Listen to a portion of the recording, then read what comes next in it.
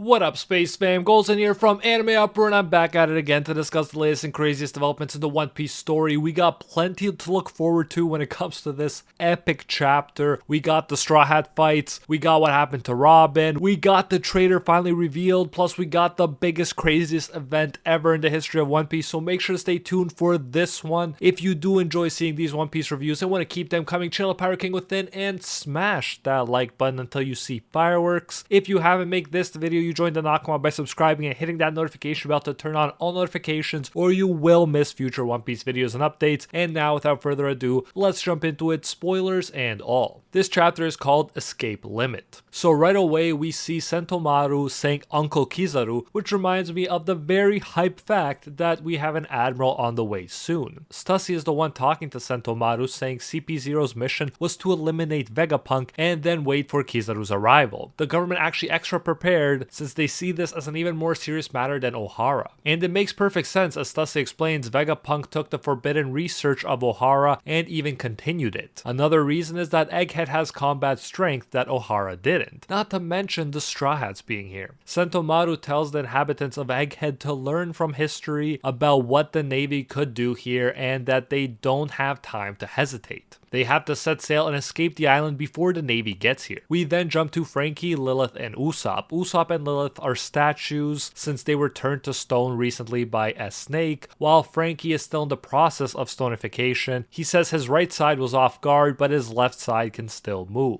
Frankie seems desperate, telling S-Snake he'll forgive her if she undoes it, although the chances of that are definitely minimal. Pythagoras' head comes crying, asking for whose orders S-Snake is going off of. After all, if they figure that out, they figure out the traitor. But S-Snake just goes to stomp the head and then there's an explosion. It seems like she's leaving, so still we have no clue how Usopp will be saved. No positive progress has been made with this group so far. We then finally jump to Robin, and a lot of you were wondering what she was up to. She's here with Chopper and Atlas. Robin is looking amazing in her Vegapunk aesthetic, it must be said, and she points out that the explosions and screams all around them must be because of the Seraphim being on a rampage. Atlas though says it's incomprehensible, probably because of the fact that without a traitor this wouldn't be possible, but since there's a traitor, it is. It's pointed out that if Nami screams, someone will show up to rescue her in a heartbeat, and as we saw last chapter, they were right, and that person is none other than Sanji. We're told that teams that are fighting are stuck. Robin even says that while they are busy fighting, something could happen to Vegapunk. So her Sherlock skills are running behind a bit since it did already happen, he got kidnapped already, but she was smart enough to consider it before the others. Finally, Atlas mentions the sealed off place and they decide to check it out. It's lucky that Robin and Atlas were together here because as we saw last chapter, Daft Punk didn't tell anyone where he went, so we didn't know how they'd even know where to find him when he went missing. We then jump to the already mentioned Nami and Sanji. Nami is asking Edison to stay with her, while Brooks says he's off to look for Vegapunk in his oh-so-useful ghost form. Love that ability. We then continue with Sanji being a badass. As many of you noticed last chapter, his eyebrow did change shape like before, which pretty much seems to be attached to him activating his crazy Germa powers, since all of his Germa siblings have the same shaped eyebrow above their left eyes. And wow, it's amazing how strong Sanji is now. He seemed to beat Queen easily before, and now he takes a punch by S-Shark aka Lil Jinbei right to the face, point blank and everything, and he's fine. His Sigra wasn't even knocked out. Sanji then asks with a smile on his face if S-Shark understands what the power of love means, and I have a feeling he's about to show us. We know we're about to see some Sanji epicness here, but then we jump to Zoro and Luffy. And although I want to see where the Sanji fight is going, and I think it'll be epic, still can't complain about getting Luffy and Zoro time. Zoro and Luffy are having trouble because those flames on the Seraphim backs aren't going away. And while the flames are on, they're practically invincible and immune to attacks. Luffy then points out that the one with the hawk's eyes disappeared, so it's interesting to see something suddenly change in this 4 vs 2 battle. They come to the conclusion that it looks like he changed the order of the killings. He probably wants to deal with the more troublesome ones later and wants to eliminate the weaklings first. An interesting twist and goes to show how these Seraphim can think on the spot and recalculate in the moment. Lucci points out that in this case the Seraphim might think that if he gets Luffy's friends, it could shake Luffy and Zoro and make them fight worse. Zoro says he will go after him, but then Luffy does something hilarious. Noticing the similarity of Kaku Kaku's nose, Luffy tells him, "Hey Usopp, go help Zoro since he gets lost easily." And Kaku doesn't like being given orders by Luffy, let alone being called Usopp as he remembers later, but does as he's told and tells Zoro to wait up. Luffy then uses Hawk Gatling against S-Bear, telling the flames to go away. But Lucci tells him to stop and think, and that they won't ever beat it by just throwing out attacks. It's a great point, but at the same time, they don't have another plan. So we'll see if Lucci has come up with something useful. Definitely, as we saw with S-Snake and the bubble gun, Sea Stone or Sea Water could be very useful here and stop these almost invincible machines. But the question is, are they going to get their hands on some, or will they have to find some other way to win? Stussie's lipstick would definitely be useful right about now. The narrator then tells us something hype. This was the day before the famous Egghead incident, we are told, which makes us wonder what crazy stuff will happen tomorrow. But we're also told this story began 3 months ago. As we are being told this by the narrator,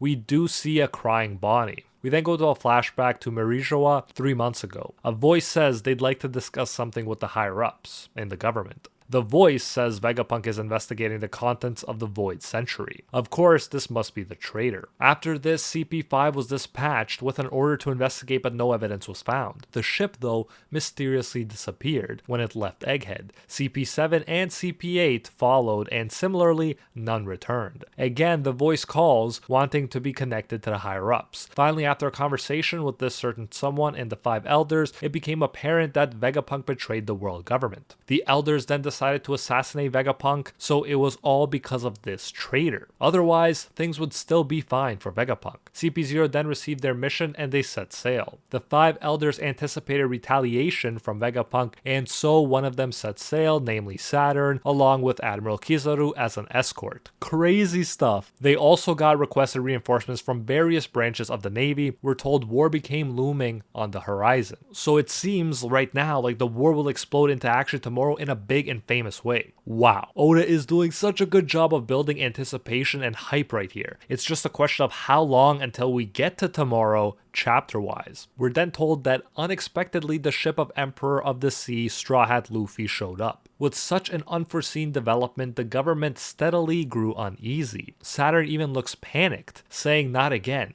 So crazy to think this was gonna be a war even before Luffy's involvement. We can only imagine how big it's going to get now. And then we're told again the outcome of the incident on the following day would give the entire world an unthinkable shock. So the big question is to guess what could happen that would lead to this unthinkable shock. The death of one of the 5 elders, perhaps by Luffy's hands, Luffy crushing the Marine forces, or something else. What do you think will happen? Let me know in the comments, but these are big words. And obviously the government just succeeding in beating Luffy and the Straw Hats obviously wouldn't cause an unthinkable shock to the world, so it's interesting to think about what would. Another question, since we got a day until this incident, is to consider what other players may appear to take part in this famous incident. The hype is real, and right now we are following a lot of different pirates doing a lot of different things. And I guess not just pirates, also revolutionaries and marines as well. But for now, we jump to another hype topic. Who is the traitor? It's finally here. Stella asks, was this your doing, as that punk's body still lays on the ground. We don't see who he's talking to right away. But finally, it's revealed the traitor is a satellite of Vegapunk,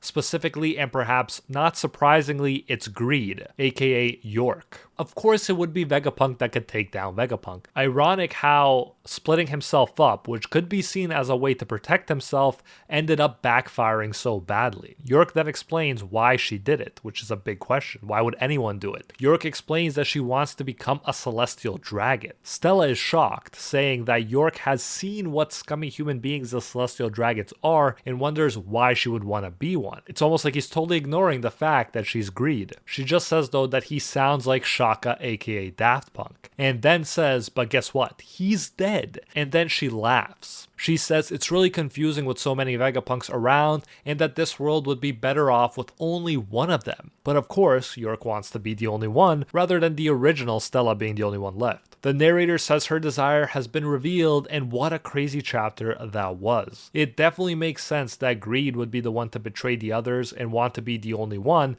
not having to share the title of Vegapunk. Stella looks horrified terrified, and I can't blame him. In a way, he gave birth to this monster, and this makes perfect sense too, since as Oda established, the Seraphim won't stop carrying out their order until someone higher ranked gives them a new one, and the Vegapunks have no sway now because a Vegapunk already gave the original order. Amazing chapter, and like I said, I can't wait to see the next one, and more importantly, to see what the famous Egghead incident will look like. Will it be a God Valley level incident, as I hope it will be? While you wait, you won't want to miss my All Rocks Pirates Explained video, where I not only explain some of the most famous pirates ever to exist, but also I go over the God Valley incident in detail, and it will get you prepared for this famous incident where once again something unthinkable and shocking will happen. Who knows, maybe Garp will even partake in this one like he did in the other one. Link on screen right now in the description to that video, and I'll see you there.